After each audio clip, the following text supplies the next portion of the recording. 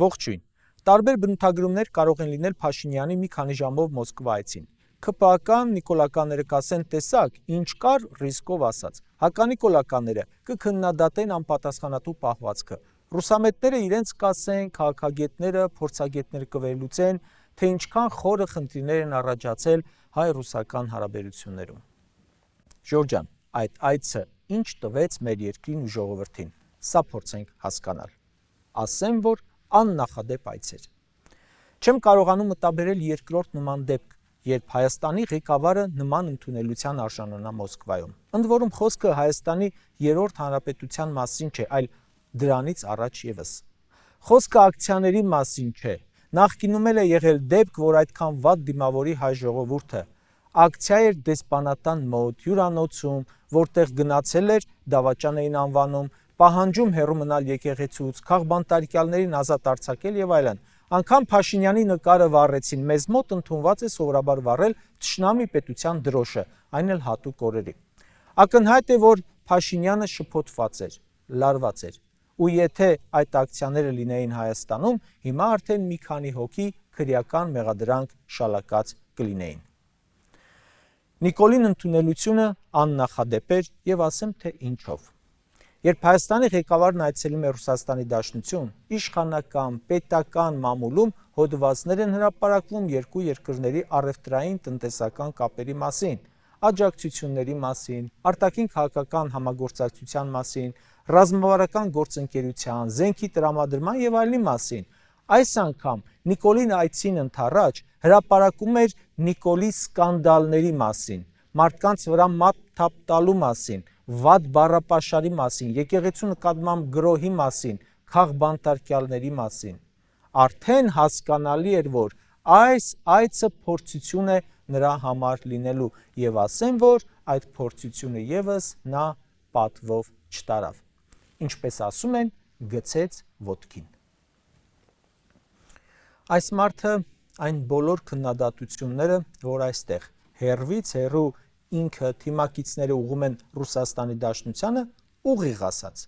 նստեց ու սկսեց մեղադրանքներ տեղալ, հենց այն մակարդակով, ինչպես որ այստեղ իրեն պահում է լարված պահերին։ Գուցե վրան ազդեցին բողոքի ակցիաները, գուցե վրան ազդեցին ռուսական մամուլի հրապարակումները իր դեմ, բայց այն պահվածքը, որ նա ունեցավ, չի կարող մեզ վրա չանդրադառնալ խիստ բացասական իմաստով։ Նախ փորձեց Պուտինի գրպանը գցել Արցախի հանձնումը։ Ասում է, դե որ դուք ճանաչեցիք Արցախ-Ադրբեջանի կազմում, մենք էլ ճանաչեցինք։ Մի абսուրդ սա էր։ Նախ Ռուսաստանն առաջարկում էր Արցախի կարգավիճակի հարցը թողնել հետագային եւ բոլորիս պես անակնկալի էր եկել, երբ Նիկոլը Պրահայում հանձնեց Արցախը։ Բայց այս հարցում Ռուսաստանի Դաշնությանը մեղադրելու իմաստը ո՞րն էր։ Արցախի անվտանգության երաշխավորը Ռուսաստանն էր, թե Հայաստանը։ Եթե վաղը Ռուսաստանը Երևանը ճանաչի Ադրբեջան, պետք է դուք էլ ճանաչեք, բայց դուք ինքնիշխանությունից եք անընդհատ խոսում, ուրիշ պետության ճանաչումով եք շարժվում։ Ռուսաստանը Դոնբասն էլ ճանաչում է իր մաս։ Դե դուք էլ ճանաչեք։ Մյուսը Հայաստանի արտաքին վեկտորի հարցն է։ Ռուսաստանի Դաշնության նախագահը ակնարկում է, որ ուր ուզում ես գնա, Եվրամիություն ես ուզում, խնդրեմ, բայց հիշիր, որ չես կարող մնալ համ ԵԱՏՄ անդամ, համ Եվրամիության անդամ լինել։ Բայց իմացիր, որ ԵԱՏՄ-ն քո տնտեսական զարգացման ամենակարևոր բաղադրիչներից է։ Նաև իմացիր, որ քեզ գազ են վաճառում $177, Եվրոպային 600։ Սա կոնկրետ ակնարկ էր։ Ընդհանրապես, Ռուսաստանից տնտեսապես շատ կախված է Հայաստանը, սկսած նրանից, որ ցորենի 99%-ը Ռուսաստանի Դաշնությունից է ներմուծում։ Գյուղատնտեսական ապրանքները այնտեղ է արտահանում, տրանսֆերտները այնտեղից են գալիս։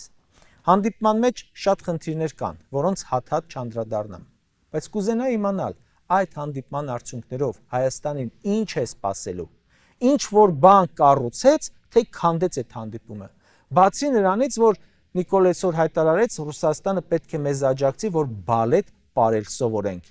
Էլ ինչ է գլխներիս գալու։ Ժորժ ջան, պահվածքը, որ ունեցավ Փաշինյանը, չի կարող մեզ վրա դրական ազդեցություն ունենալ։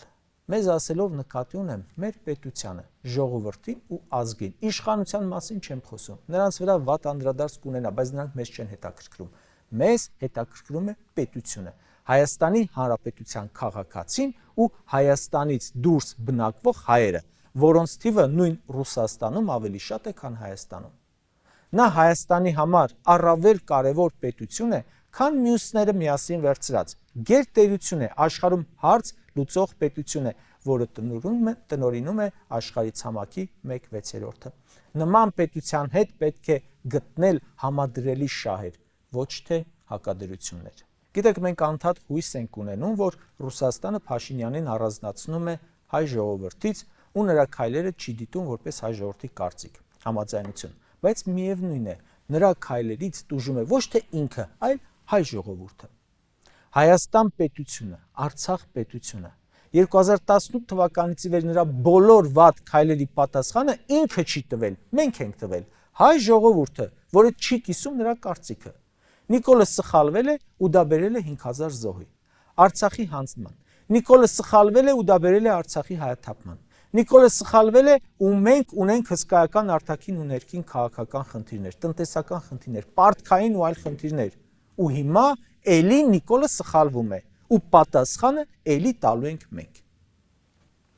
Հիմա մենք պետք է ազգովի պայքարենք ու հույս ունենանք, որ դա կորցնելու է իշխանությունը, որովհետև եթե վերընտրվեց, նրա Մոսկվայում երեկվա պահվածքի պատասխանը տալու է հայ ազգը, Հայաստանում եւ Հայաստանից դուրս բնակվող։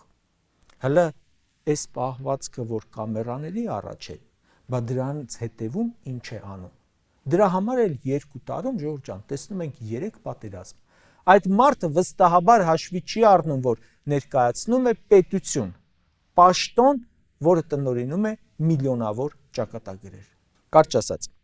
մեր խնդիրների գլխավոր պատճառներից է այն, որ Հայաստանը այսօր մեր կամքից անկախ ներկայացնողը 8 տարում ձեռք չբերեց պետական կառավարման փորձ ու իր սխալների, ձախողումների, բերած ողբերգությունների վրա ինքը չսովորեց։ Սա չգիտի որտեղ ինչ կարելի է անել, ինչ չի կարելի անել։ Ոչ շփման մակարդակ ունի սովորական քաղաքացու հետ, ոչ լրագրողի հետ, ոչ պետության առաջնորդի, ոչ էլ գերտերության առաջնորդի։ Հայաստանում իրեն կարելի է ամեն ինչ, պատասխան չի տալիս եւ ոչ adekvatության համար։ Իսկ դրսում ոչ adekvatության համար պատասխան ենք տալիս մենք։ Մենք պետք է շատ ուզենանք, որ իր բոլոր արածների համար արդեն ոչ թե հատուցենք մենք, այլ ինքը։ Պատասխան տվողը ի վերջո լինի ինքը։ Բայց բացի ուզենալը, մենք ունենք նաև հնարավորություն դա իրականացնելու։ Հունիսի 7-ի սխալ ընտրությունն է, որ մեզ գցելու է հաջորդ աղետի մեջ։